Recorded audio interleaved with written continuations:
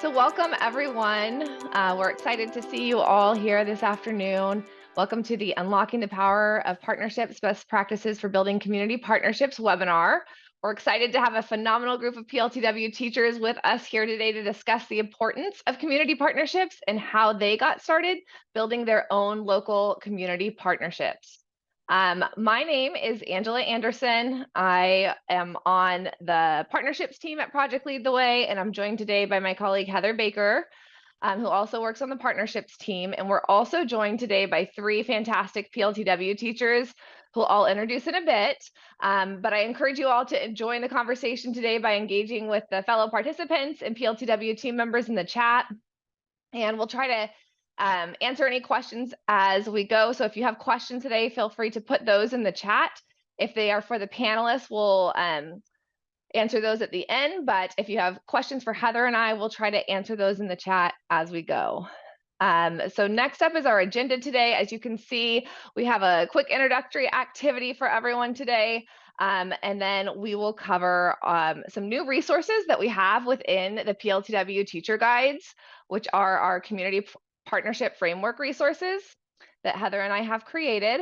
And then we get to hear from our three guest teachers about how they have created their own community partnerships and have some time for Q&A at the end here today. So with that, let's get started. If you have your phone nearby, we'd love for you to participate with us and just answer a couple Slido questions. And our first Slido poll question for the group is up on the screen here. If you can scan that, we'd love to hear your answer. We want to know, do you currently have a community partnership team at your school site?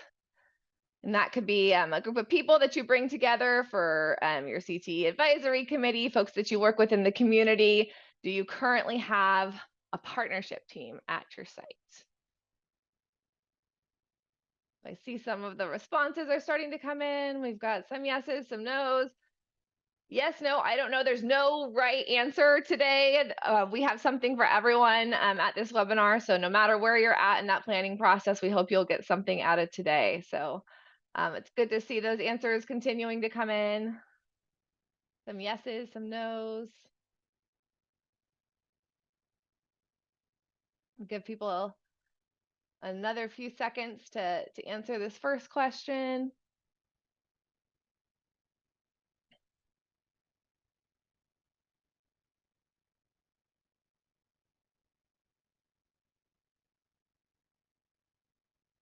So it looks like we have more no's than yeses, but kind of a little bit of a split group. Oh, about a third more in the no category. Well, we hope that no matter if you do or don't have a community partnership team already at your school site, that you'll find some of the resources here today valuable.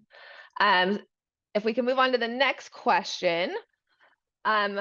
For those of you who do have these partnership teams, or maybe you have some just individual partnerships, what types of engagement do you have with your university or industry partners? This could be, guest speaking, maybe mentoring, maybe you work for articulated credit for courses, internships, apprenticeships, those types of things. What types of opportunities do you offer students? If you could scan that code with your phone, or you can join us at slido.com. We'd love, this is a fill in the blank answer, so it'll make one of those word clouds, but we'd love to hear what you're already doing.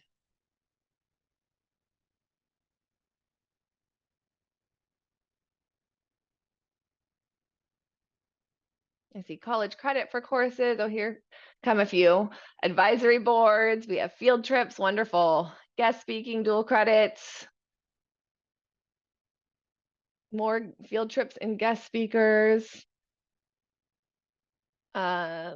Construction, internships, makerspace, I'm assuming. Lots of guest speakers coming to the top. We have advisory boards, internships, that's awesome. Field trips, looks like maybe job fairs there. Wonderful. It's good to see what people are already doing at their school sites and within their districts. And we hope that some of the resources that we share and what you hear from our participants today will help spark some of those, more of those thoughts and ideas on what you can do to engage partners in your community. So with that, I am going to share here the community partnership framework. This is what I spoke about a little bit earlier in the introduction. These are some brand new resources that are currently within the PLTW Teacher Guides as of this past September. Heather and I worked together with our programs team to help build these out. And it just is a framework that takes folks through the steps of building a community partnership team and gives you resources and templates along the way to help you do those things. So as we hear from each of our speakers today, they will talk about kind of the steps they went through to build and sustain their programs, but we also wanted to have these resources here for everyone to see within the teacher guide. So in a moment, Heather's going to talk a little bit about those resources, but I want to show you where they're at for each of the program levels. So at the high school level, if you're a high school teacher, if you enter the teacher guide of one of the courses and go down to the professional development resources tab, you'll see a community partnerships link. And then under that big community partnerships in the middle of your screen, you'll see community partnerships framework, and you can click on that. If you're a gateway teacher, if you go down to the course resources section at the bottom of the tabs on the left-hand side within a teacher guide, you'll see the professional development resources tab. And under that tab, you'll find the community partnership framework. And then lastly, for our launch teachers here today, if you go to the PD resources and then click on the launch pad, within the launch pad is where you'll find that community partnership framework that we'll share here in just a moment. So as you all are maybe navigating to those places to find those resources, I'm going to turn it over to my colleague Heather Baker to share where these resources are at live within the MyPLTW platform. Yes, and let me reshare my screen here. That's not it. Sorry.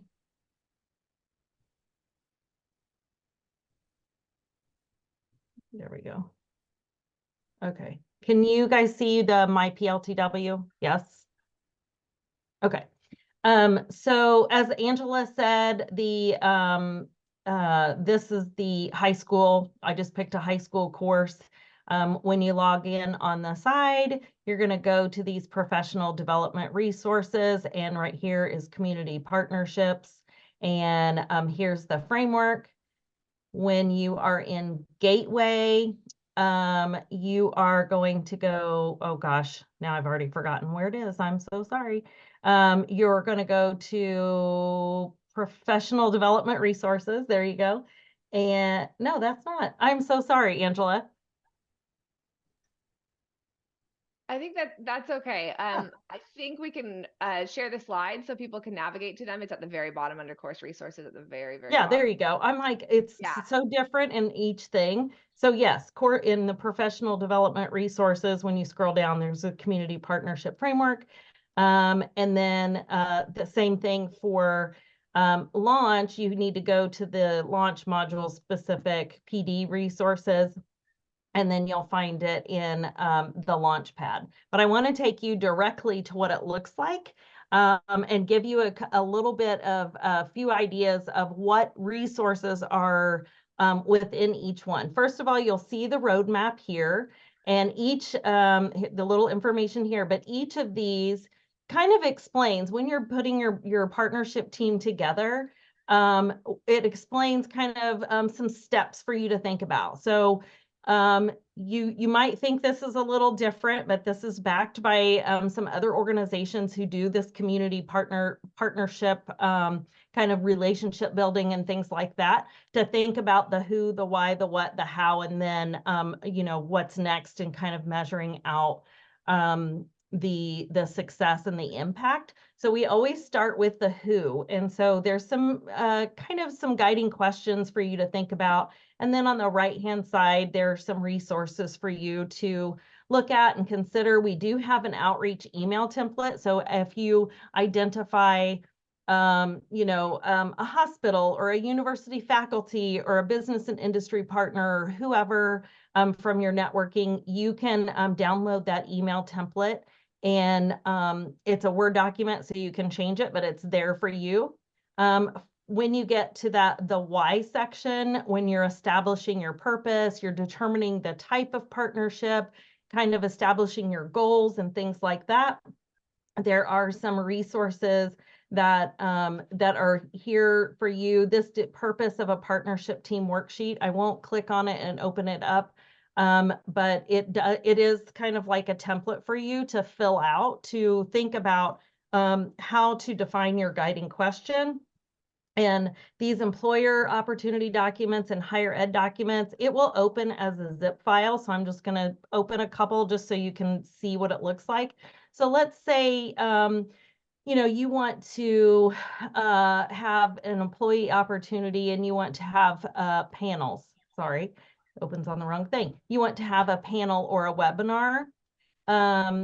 So this gives you an idea of what that could look like. So some real examples of what that could look like and some guiding questions. For higher ed, let's say we want faculty guest speakers.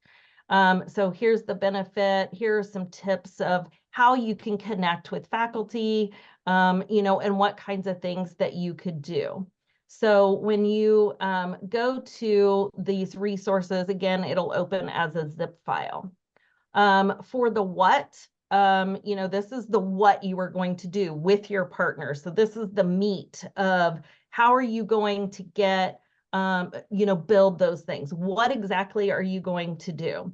And the resources here that we've put in are built, they're embedded into the curriculum, but ways that students can show their career mindedness, show their professionalism. How do you prepare them to have these professionals to come into the classroom?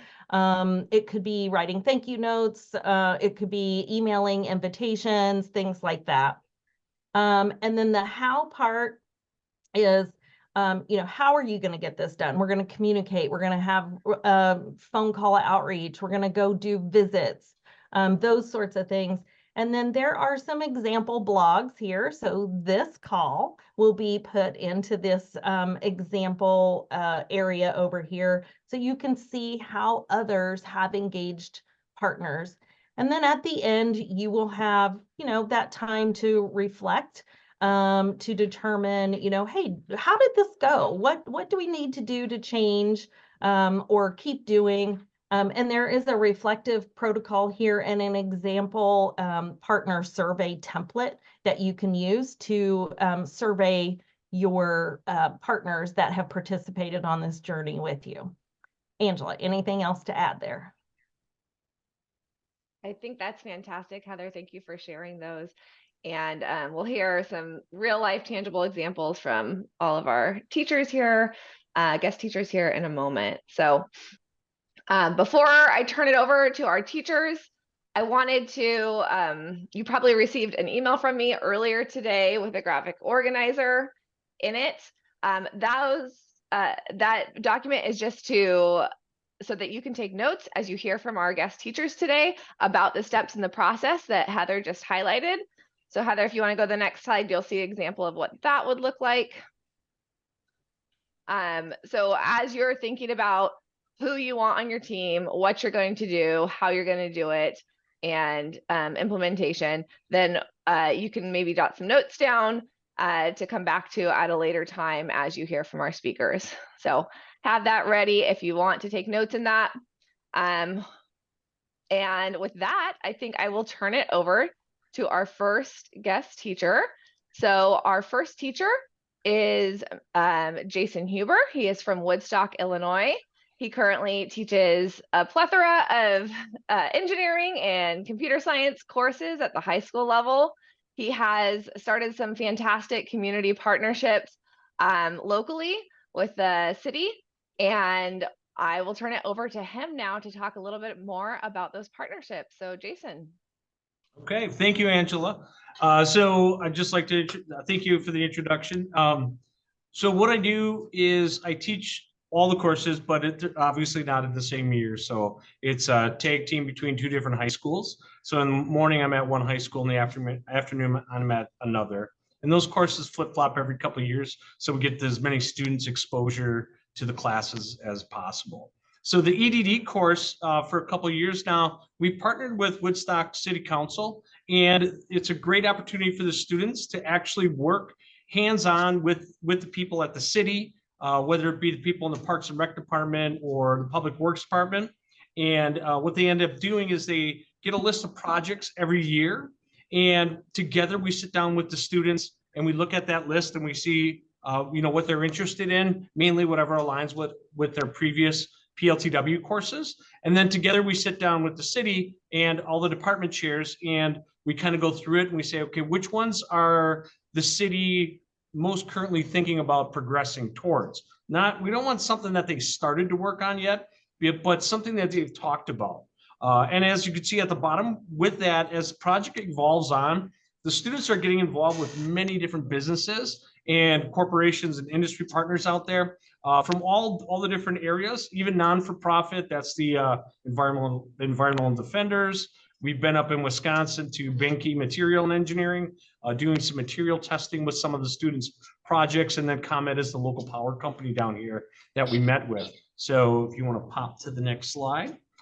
Here are some of the projects that we've done in the past. As I mentioned, in the top left, they've done heavy-duty pothole filling. They've worked with the city on that, come up with some different additives that they put in there. They go through the whole curriculum of the capstone course, and in doing so, what the students do is come up with different mixtures for the concrete, for the asphalt. And then what we'll actually do in that case, we went out in the parking lot and we filled some potholes in the parking lot. And then we went to the Department of Public Works parking lot. The students worked alongside the city people and they showed them how they patch the holes and go through it. And then they tested them and they came back to them and saw how they performed. Below that one is the students. That was about 2 years ago. The students actually laid out all the different EV charging stations that Woodstock can be putting in the near future. They come up with all the different funding or financing options that are out there for the city. Students participate in webinars that are put on through other corporations, other counties that are actually sometimes hiring some of the professionals or the I started reading the chat. I apologize. They work on some of the different. I lost track where I was at. Okay, we'll go down to the next one. The solar EV bus. That was a COVID thing. That was a little tough to do, but that was an idea some students came up with. The bike path is something that they're integrating around Woodstock now, and the students came up with a way to look at de-icing the actual path using beet juice and different mixtures of beet juice. And with that, they kind of then, of course, presented all their information. And just so I'm not taking too much time here, the bottom right one is kind of like the most wow one, or actually, I'm sorry, the one above it, the roundabout. That was just built down in Woodstock. So a lot of the projects that the students are involved in do come to fruition. And the roundabout, this 5-way roundabout, was just built this last year. Took about 7 years. So it helps kids understand the civics involved in it. And sometimes it doesn't always happen tomorrow. And again, the biggest concept of it all is helping kids realize that it's not just one person. It takes a community to do a lot of these large projects. And when they're working with different professionals and different engineers, it really is kind of an eye-opening experience for them. The one at the bottom, that's the last one I'll cover, is the plastic infused roadways. So the students came up with plastic. They met with Berry Plastic, which is a plastic company in town here. They got some samples. Then they sat down and they, again, were patching potholes, but they didn't want to use it as a filler. And by working with Benke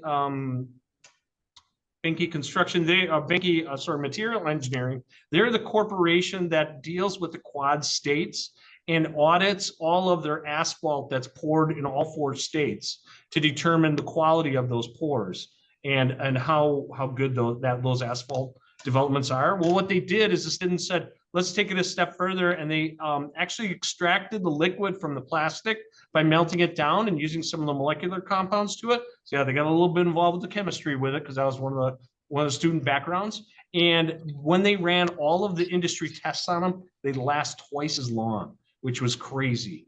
And that was at the end of the school year. Well, then the kids, they go off to college.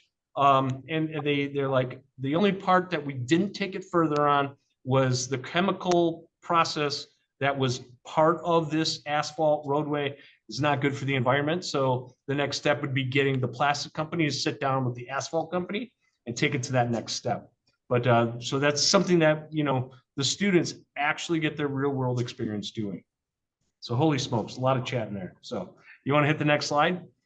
So again, how do we become partnerships? How do we get this partnership going? Pretty much reaching out and attending some of the meetings that are happening, introducing myself, then also having some of the members come in from the community and talk with the students. And once this got traction, about 12 years ago, it is booming ever since. Okay, and the city doesn't want us to stop it. They love it. They love the kids. They love to see their energy and all the different all the things and effort that they put into it. I looked at EDD as a great course for it because the students can then get a real in-depth dive into an actual real-world project in their community. So that was kind of how we determined it. It was a win-win for the school, the community, and myself. Myself just being, it's a great opportunity to see the students doing more than, and I hate to put it this way, but a book report. So they're doing actual things that are tangible. They're working in the community. They're seeing a difference, and they're so proud at the end of it if and when their projects come to fruition. We've had some industry professionals meet with students outside of school in the summertime and help get their feedback on implementing. One is this new fitness course that they're putting in the city park. So it's just, it just keeps getting bigger and bigger. So it's last question. How do you get people to work with? A lot of times my students, I make them do all the work. It's all about those, sorry. I want to make sure I use the proper terminology. It's all about using the soft skills, but also the, I got it here. Sorry, I apologize. I'm one of the transportable skills, okay?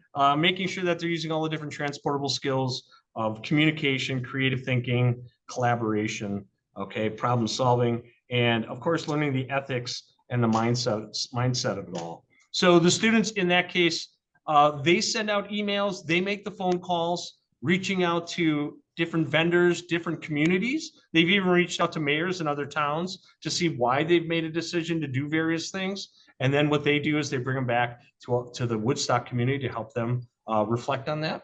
Next slide. So this is that win-win. So I'll jump down the second one. The benefit, as I said, the students get a real-world project. The city actually gets to gain a good and in-depth knowledge of what's going on, the different solutions, as well as the funding resources that are out there. Next one. I think this is one of my last slides. So yes, sometimes they do lead into internships. So we've had an internship with the Department of Public Works. We've also had Benke Material Management. That was an industry partner. They offered students a definite internship option, but I don't think the kids took it because they went off to college.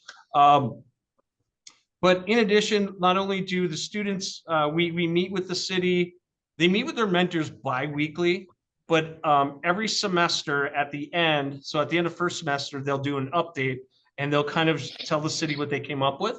This last time we got the senator involved and a state representative involved, as well as the city panel and engineers. And they presented, Glade Montgomery was there. He's in on this call. And I think there was another Daniela. She was on the video chat as well. So we got a lot of people involved in that last one to get their input. And then the students then take it back and they're continuing to develop that. And there'll be a final presentation at City Hall at one of their board meetings in May or April, depending on their schedule for the city. So, wow. And Glade, thank you for the comment there. I think that's the last slide, but just to double check, you want to hit one more slide? Okay, that is it. Thank you so much. And I look forward to answering any questions at the end. Thank you, Jason. It's so powerful to hear about those city and community partnerships and those tangible projects that the kids get to see and use, like that roundabout in everyday life. So really liked how connected you guys are with the city there. So thanks for sharing.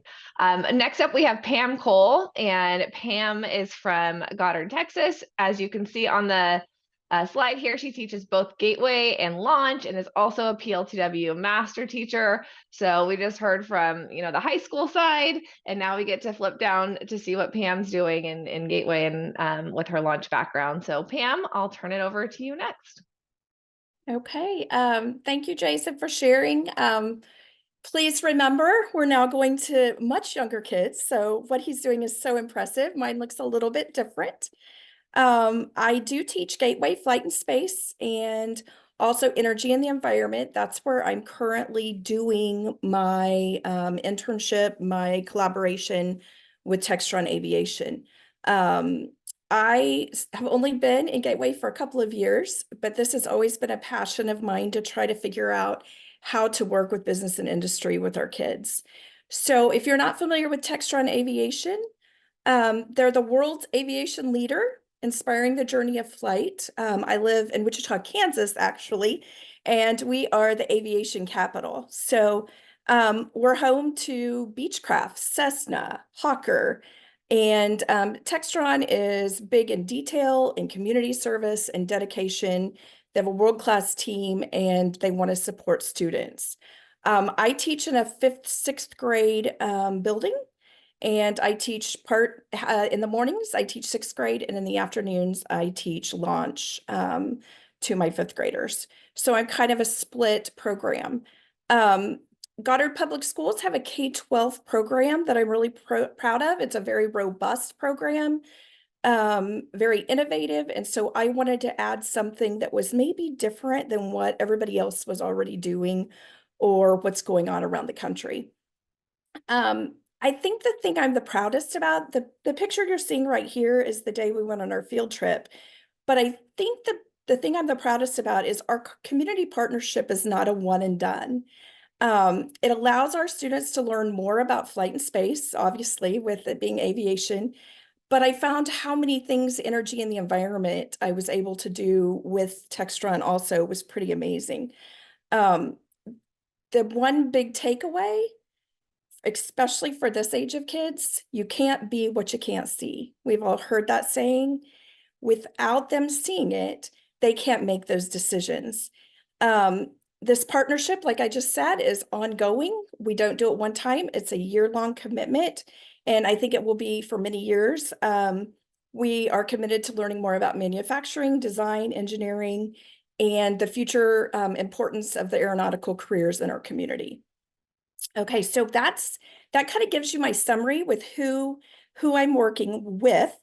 I'm going to go to the next one. Let's go ahead and go. And then I'm going to just share a sec. Okay, hold on. Why did I want to do this?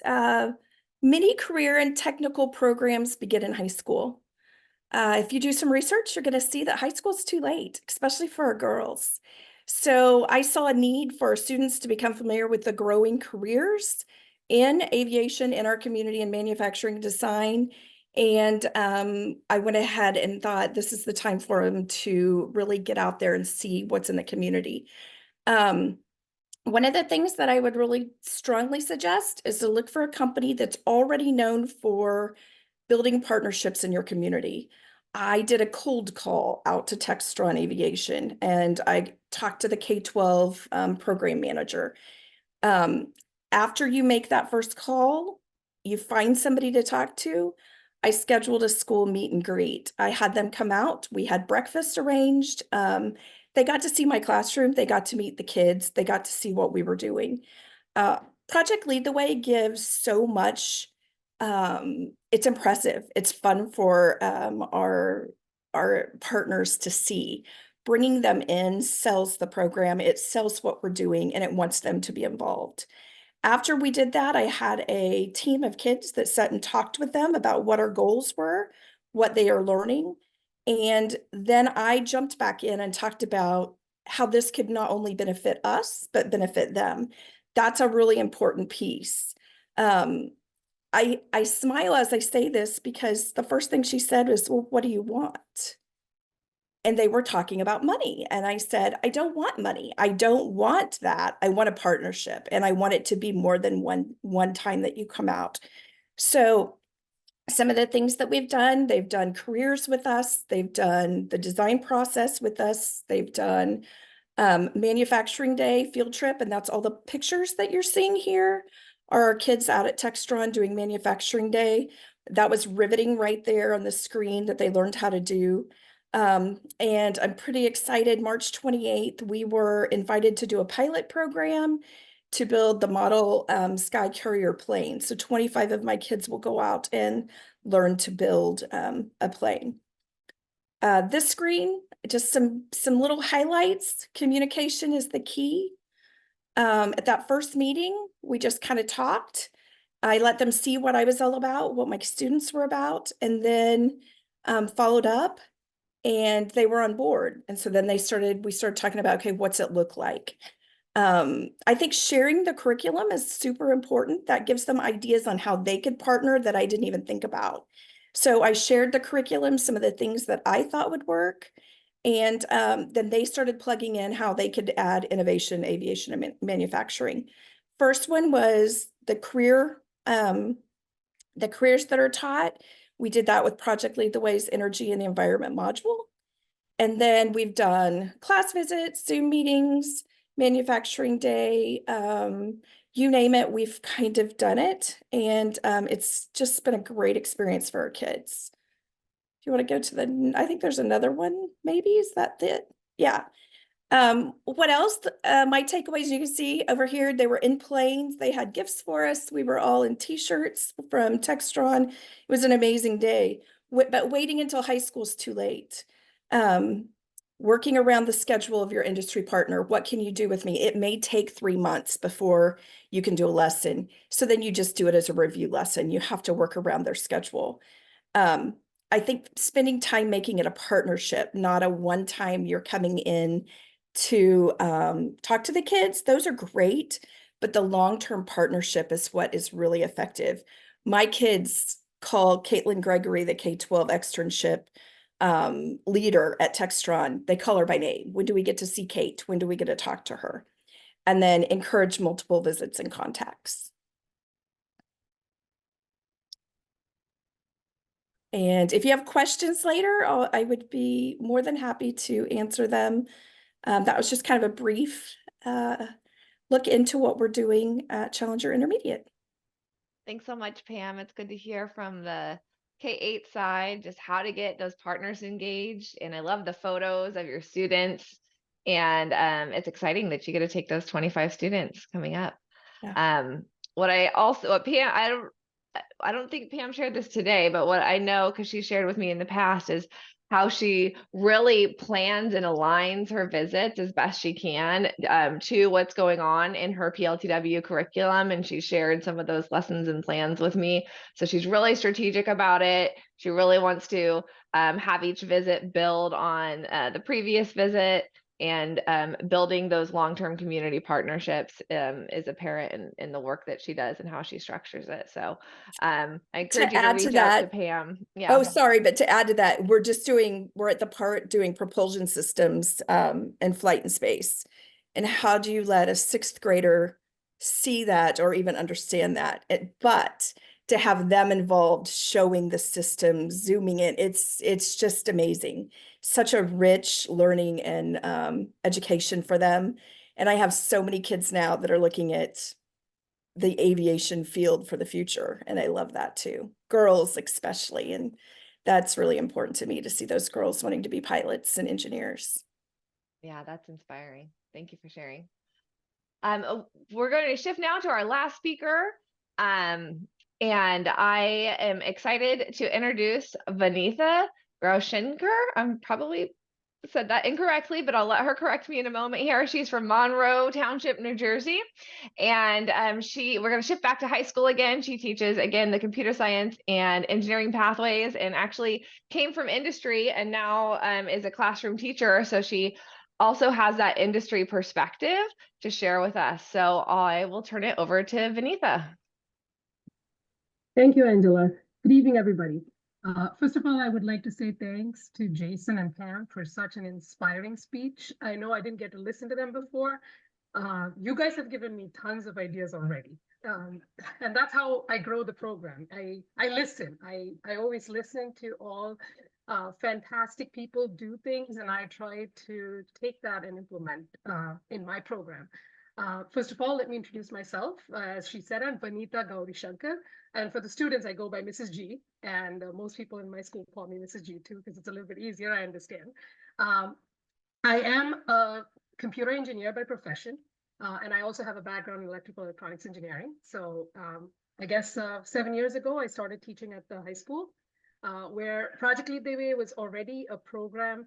And we had all these courses that were being taught, but I wouldn't say people took ownership of it. So what I wanted to do was I love the curriculum. As I started teaching, as you could see, I teach the various levels of engineering, added to the fact that I teach AP computer science principles this year, which I'm relatively new to that.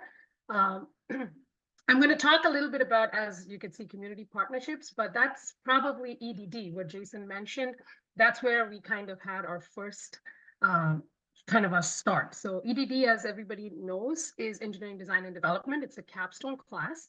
And over the years, which I realized only when I had my conversation with Heather and Angela for the first time, right after Thanksgiving, that we've had numerous community partnerships through the engineering and robotics program. So I not only teach engineering, but I also advise robotics at the high school, which also I was new to. Teaching is new to me, robotics was new to me.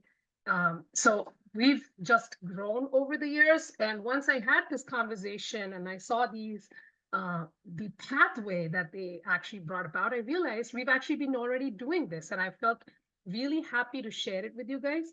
So on this summary slide, as you could see, we've had a ton of community partnerships over the years through the field of engineering and robotics. And what I try to do, to piggyback off of what Jason and Pam said, is reusing and repurposing these resources. So some, just to give you an overview, are some of the engineering firms. Obviously, I'm an engineer by profession, so I'm always looking for those engineering firms. A lot of government organizations that we've worked with over the years, and some American Waterworks Association, as you could see.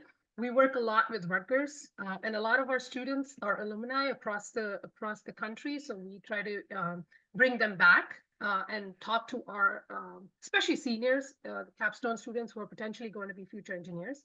And the last one is obviously REC Foundation, that runs all of our VEX robotics competitions. And the reason that I put these two also in there is because you will notice in the next few slides how we try to integrate all of those into our community programs. So the who, we're going to talk a little bit about it. So if we can move on to the next slide, please. So the who is, I'm going to highlight specifically about two particular programs, because what I felt was this was a great way to integrate not just engineering and robotics to the future, to especially understanding that there is a lot that we can do building these community partnerships. So the first one obviously is our New Jersey Department of Transportation, which was brought to my attention through student communication, because in EDD, students are expected to reach out to experts. So I work a little differently than how Jason does, because they have like a city community, they have a partnership. We don't have partnerships like that yet, because at that point I was relatively new. So I let students reach out, but we give them a professional way to reach out to experts.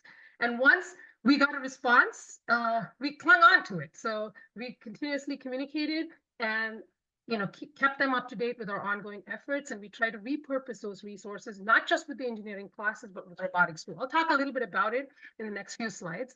The next one that I want to highlight is a company called Jack Tool. They're a local engineering firm. And the best part about that is, those of you who know about EDD, they make prototypes for a living. And EDD in a gist is that students pick a problem of their choice and try to come up with a solution to the problem and have to create a working prototype by the end of the year. So it ties in perfectly with Jack Tool's working principles. And one of my high school admins actually reached out to me and said, hey, there's an engineering internship. Would you be interested in asking your students to apply for it? That was how we got the contact.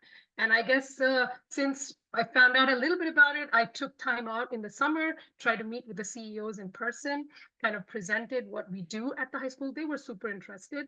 So obviously these two were great opportunities for growing our program, both the engineering and the robotics program. And I thought, okay, perfect way to get industry level professionals, because I see students don't have that kind of an interaction. They are not aware that outside of school, this is how they have to present themselves. So this is how it started off. And I'm going to probably jump on to the next slide and give you a little bit more about how and what we did. So as I said, we started off with student collaboration for the Capstone EDD project, and we also invited them for our annual capstone presentations. That particular year was the first year we presented in our auditorium, where we had a bigger audience, and the students were more professionally presenting to a larger audience than in the classroom. So we invited people from the DOT, and once we had that communication going, over the years, if you could see in the previous slide, I'm just going to ask you to go back to the previous slide for a second. If you can see here on the left, the picture that says Girl Powered. So what we did was REC Foundation is an international organization that wants to promote student women in the field of STEM and robotics. So what better way to take these two and use that, and we wanted to do a Girl Powered workshop.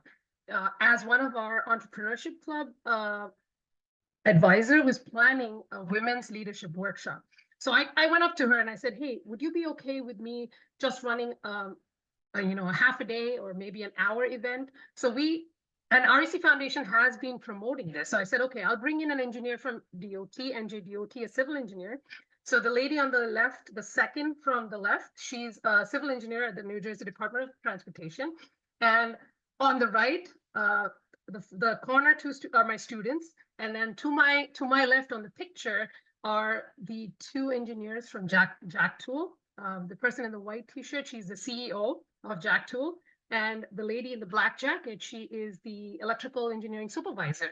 So I was able to bring these women. So if you want to go back to the next slide, to actually repurpose them as speakers at our Girl Powered workshop. So tying in robotics, the resources that I have through robotics and my engineering classes, and trying to see every possible way to repurpose them and reuse them. So as you can see, they're kind of common in both. So I reused two different resources and try to make something that was common, but that would benefit students too. So we invited middle school students, we invited high school girls, and we had a breakout session where we had these seniors actually help put together these small robots that these students could build. In fact, we actually had a small robot that brought about pictures of women in STEM, powerful women in STEM. So that was a fun kind of a hands-on project just to show students that, hey, I can build a robot too. Not necessarily I'm a girl, it's easy, just to motivate them. And another thing that actually happened from this conversation with our civil engineer was the high school challenge. She introduced us to the high school challenge through the Port Authority, New York and New Jersey Port Authority. It's similar to what actually when Jason was saying, I was actually thinking this could be something that we could do. So I was able to take my two robotics teams to the World Trade Center. In fact, end of last month, we presented with 18 other schools from New York, New Jersey, their pilot program to actually come up with robotics ideas for the Holland and Lincoln tunnels. They're actually trying this new program, and they want to actually use it in other areas. For example, with the New York and New Jersey Port Authority, they want to introduce young minds, creative ideas. They want to listen to their ideas. They brought about a competition, which my students thoroughly enjoyed. It was a fantastic experience to interact with people from New Jersey Port Authority. So that was the collaboration that we were able to get because of our speaker who showed up at our event. So reusing, repurposing is always something that we like to do. And a little bit about Jack Tool. Obviously, we started off with a student internship. And then we've had ongoing, as Pam said, it's not a one-time thing. We continue to have ongoing visits. We go on our annual field trip. I take my engineering design and development class on an annual field trip. They love going there and actually watching prototypes being made and listening to these engineers as how they actually come up with those prototypes. And most of the times they look at, that was a picture from one of our field trips last year. So it's actually very interesting to see that what we do in the classroom as our capstone is happening in real time. So industry, say for example, somebody in the industry wants a new product. We have mechanical toothbrushes, now we have electric toothbrushes. If say a company wants an electric toothbrush, they go to Jack Tool and say, hey, can you make us 20 prototypes of these electric toothbrushes? And they give them the specifications. In our case, in our EDD class, the students pick that problem and try to come up with a solution to the problem. So they actually see that in real time, there is a purpose for what they do in the class. So reusing, repurposing, as I've put in these slides, it's very important to understand. That's how I try to grow the program. Reuse, repurpose all of my resources in every way possible. I guess we'll wrap up with how do I do these? It takes a lot of time, effort, and patience. I admire what Jason and Pam had mentioned. It is phenomenal that they're able to build a program over the years. I would say it takes effort, patience, if you're really passionate, and we continue to communicate with these people, I guess in person and email, whatever we could do for the benefit of the students. I'm sure there is every day something that we can think of and we can actually apply to. I was very intrigued by what Pam said, because today in the POE class, I had a girl present about aerospace engineering. And it was interesting that, hopefully we can motivate these students, these girls more so, to say that, hey, there is something that you can do in the area of STEM. And it is not, I know it's not easy. I keep telling them as an engineer from the industry, it is not easy, but there is a possibility for you to have that experience as an engineer, as a robotics person, as a STEM person. So I always feel that if we can do a little bit, we take 10 steps towards the students, they will take probably 20 steps and improve and help build the program. So I think I'm very appreciative of Project Lead the Way, especially bringing out this community partnership opportunity for us to also learn. We learn from the other teachers. Thank you again once more for giving us this opportunity to talk. Thank you so much, Vinitha. It's great to hear from you and your passion and the energy that you put into these students. And I know it looks like one of your administrators said it in the chat, but your students are so lucky to have you. And, it's exciting to see all the two opportunities afforded to them because of the work you're doing. So thank you so much for sharing. We have a few minutes here left in our webinar hour. And so if you have questions for the panelists, feel free to ask them now. We did have one in the chat, and Jason already put in a comment in reply, but the question was to our panelists, if you had a district person who was assigned to help create these partnerships, what resources would be best to help teachers make this easy and free up their time? So if you had someone at your district office, what would you, or an administrator at your site, what would help you to be able to implement these partnerships if they could do that work? I think I'm understanding that correctly. If I'm not, Katie, feel free to come off mute. Yes, as a matter of fact, I'm going to be a new district person in charge of this process for our district. And listening to this, I'm wondering if like a handbook for teachers would be helpful that had some, here are our community partners that we already have in place. Here's their contact information, and other resources in there about sample projects or anything to help teachers that would help you, so you're not having to create things on your own, where a district person could create this and then you just, adapt and use it and then put it, do what you need with it. Would that have been helpful for our teachers? Because what I'm hearing so far is all the teachers did all the outreach on their own. Mm-hmm. That was exactly what I was thinking, Katie, when what you mentioned was to have a list of contacts already there of people who want to work with you would be amazing. Because like I said, I did cold calls. I wasn't afraid to just get on the phone and start calling and saying I was a teacher and wanted to work with them. But if we knew that that contact was already made and they were as eager to work with us, you're going to take so much time away from what the teacher has to do to commit to get this to happen. So I think it's a great idea.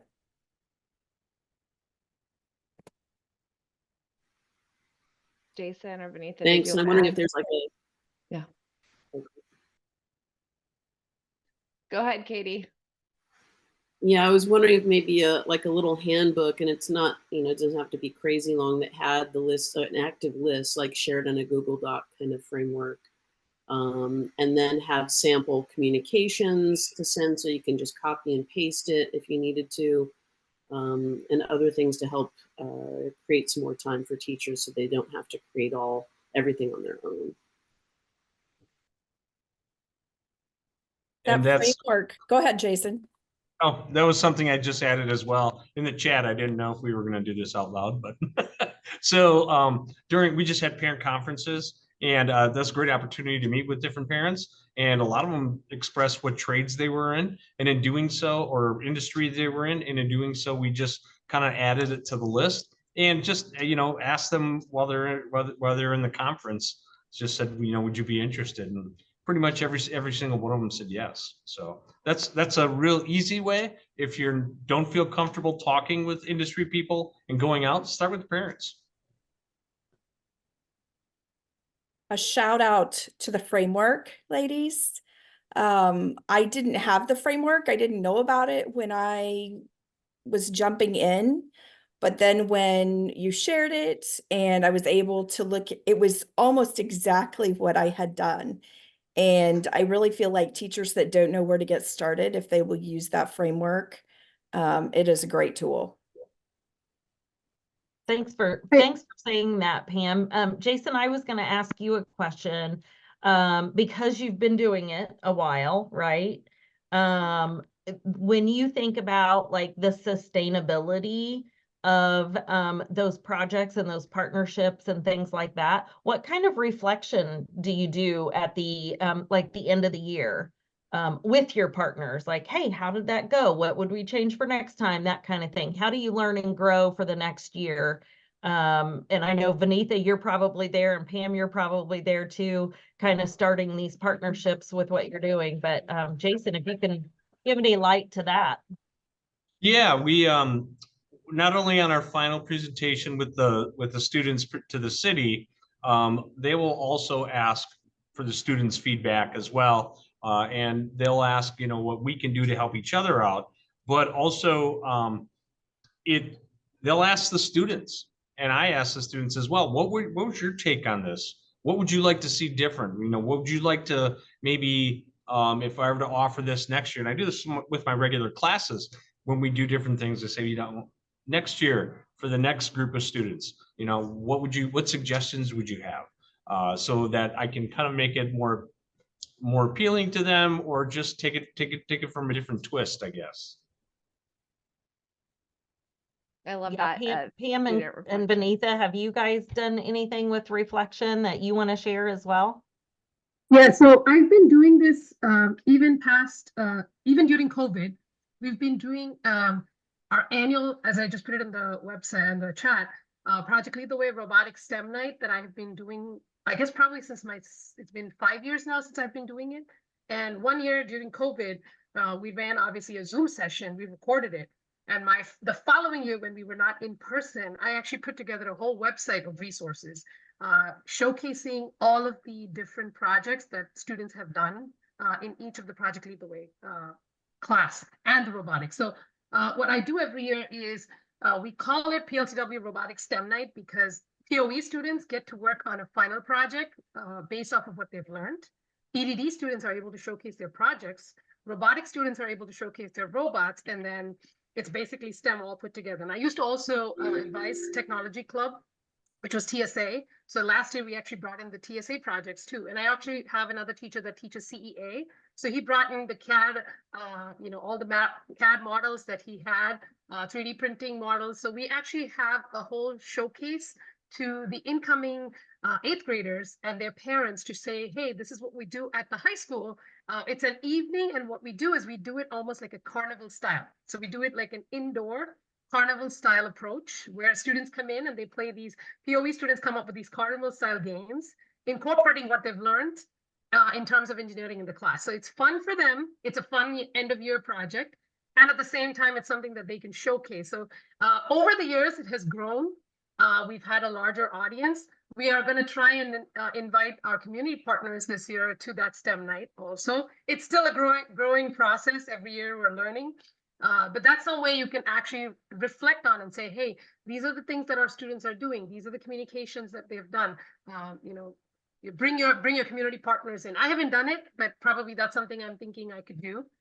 In a way to showcase, to our community, hey, this is what our students are doing in the area of STEM and engineering and robotics.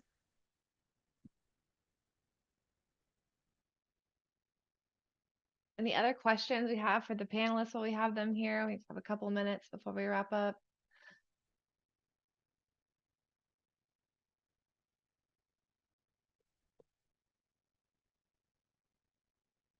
Well, thank you all for joining us this afternoon. A special thanks to our fantastic panelists, Jason, Pam, and Vinitha, for sharing the work that they've done in their classrooms and their stories and their journeys on building community partnerships. I'll be following up with a recording and the slide deck later this week so that you can go back to and reference anything that any of our panelists said, or maybe share it with an admin or a colleague at your site. So be on the lookout for that coming in your email. But we hope you have a fantastic remainder of the day, and thank you everyone for joining. Bye everybody.